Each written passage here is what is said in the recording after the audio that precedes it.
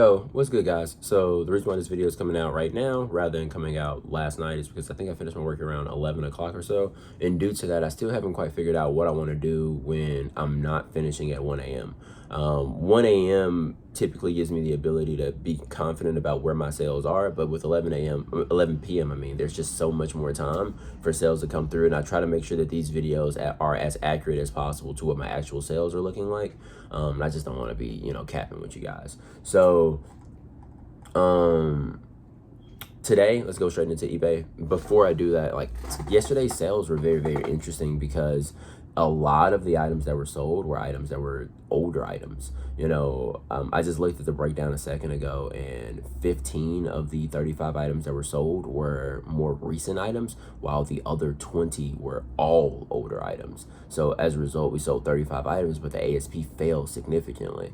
Our total sales for yesterday were $792.55 with a $35 ASP. I'm sorry, with 35 items sold, giving us an ASP of $22.64. That broke down to like 33 orders because we did have some combined orders in there. But just seeing that was very interesting to me. I had a big choice to make yesterday, which was, did I want to keep the items? You know what I mean? Because like if I have an item that I've had for 230 days, 250 days, 300 days, and a customer says, yo, I'm willing to give you have this item at $18. I'm willing to give you 9 right now. I'm willing to give you 11 right now. I could go, I really just want 14. You know what I mean? I could do that, and that could be fine. That person could close on 14.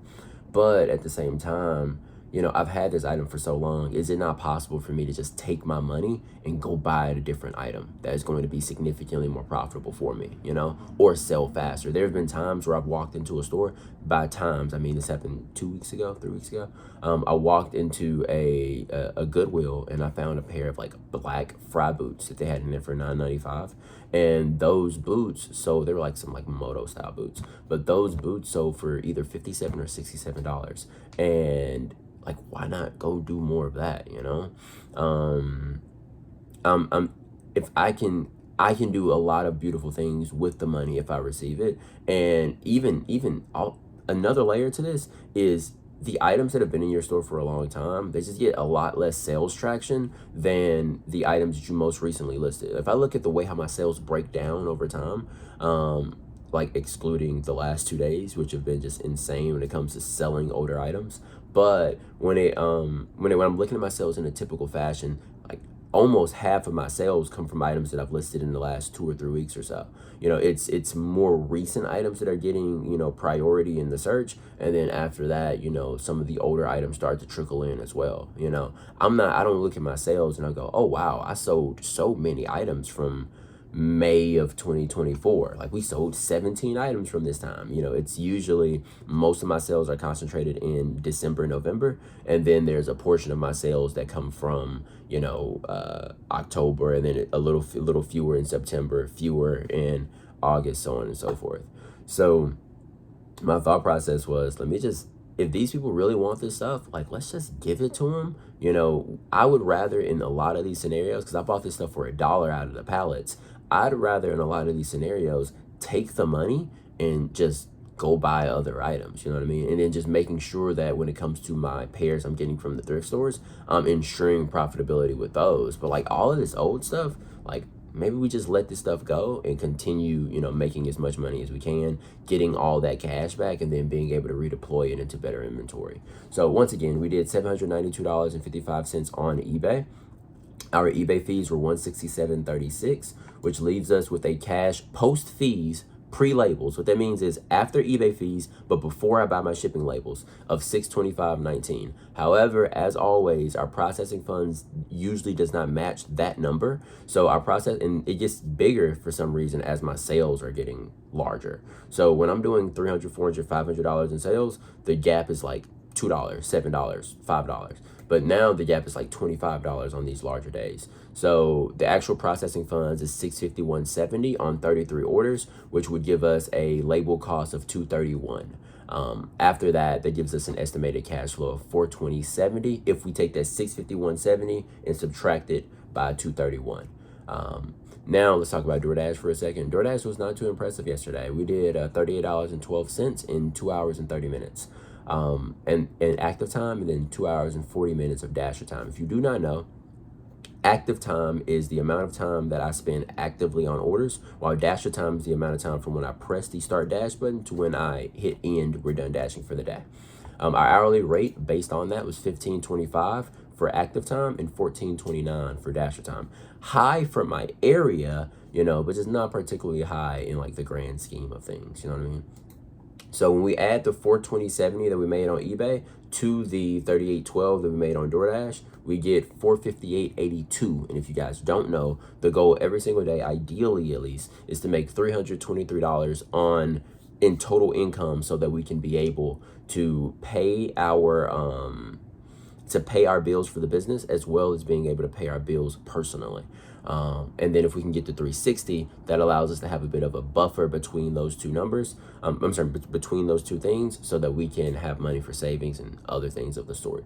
So our total cash being at 458.82 is really good for us. We're well above, where we need to be. And this is going to help make up for days where maybe we only do $300 in total cash collected, or, we do $280 in total cash collected. As long as we continue having some days like this, it can help kind of balance things out. And hopefully at the end of the month, at the end of the year, at the end, as next year starts, we're able to, continue this trend, and these numbers just start to trail higher and higher and higher. But yeah, I think it was a very, very interesting experience for me yesterday, as well as the day before, because we sell like 70 items or something of the sort, and a lot of those items, the day before follows that similar trend of like 10 to 15 of the items being newer items that were listed, from the thrift stores that I bought for $7.92 is my current buy cost. And then the rest of the items, were all of these pallet pairs that I bought for $1. And I'm like, do I really want to keep these? Are these like the most valuable thing I can have in my store? Or do I just take this money and go buy more stuff? Because now, if you're in a situation where you don't have the ability to buy more stuff, then maybe you don't do that. Maybe you go, hey, I have this at $18 right now. I want 14. I'm only going to take 14. And that might be a smarter decision if you don't have the ability to reinvest that money into inventory. But I don't have the money. But if I had the money, I definitely have the time to be able to go to a store, grab those shoes, and turn that over into more and more inventory. Because the way how I think about it, and I don't think I've talked about this in a video before, but like right now I have, let's say, 2,500 items in my store.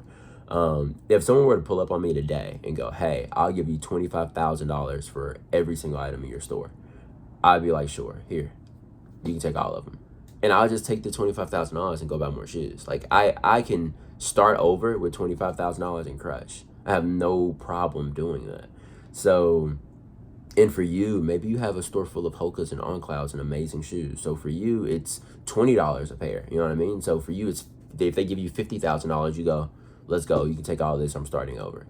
And you just crush with new and better inventory. And maybe for someone else, it's, $35, whatever it is. It doesn't really matter what your price is. I just know that if I got even $10 per pair, and I wouldn't even be breaking even, I'd make a small profit on each pair based off of that number.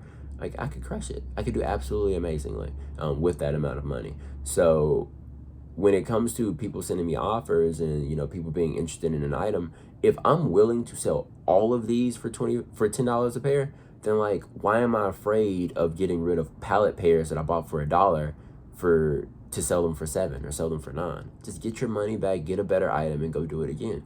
And then at the end of the day, you end up with way more cash, way more of a snowball, way more money than you had beforehand. So that's the kind of philosophy that I'm trying to keep embedded in me as I'm going into this next season. And hopefully, these sales continue to manifest themselves. Because like 3-4 days ago, guys, I was stressed out of my mind, you know what I mean? Because the sales just weren't there. And then we got hit with an Uno reverse, and now we're really popping, I guess, when it comes to the quantity of items sold. The ASPs aren't nowhere where I want them to be. But if I give it time, it's gonna get to where I want it to be. And right now we're just selling a bunch of that old stuff. So once that stuff is gone and we sold a bunch of our old clothing too, from my like first and second attempt of clothing, and that when people are willing to buy that stuff, and I appreciate it. So I'm more than willing to accept the money, send them their item out, and then try to go out and go buy more stuff. So appreciate you guys. Hopefully it's valuable to you, and we'll talk to you soon. Peace.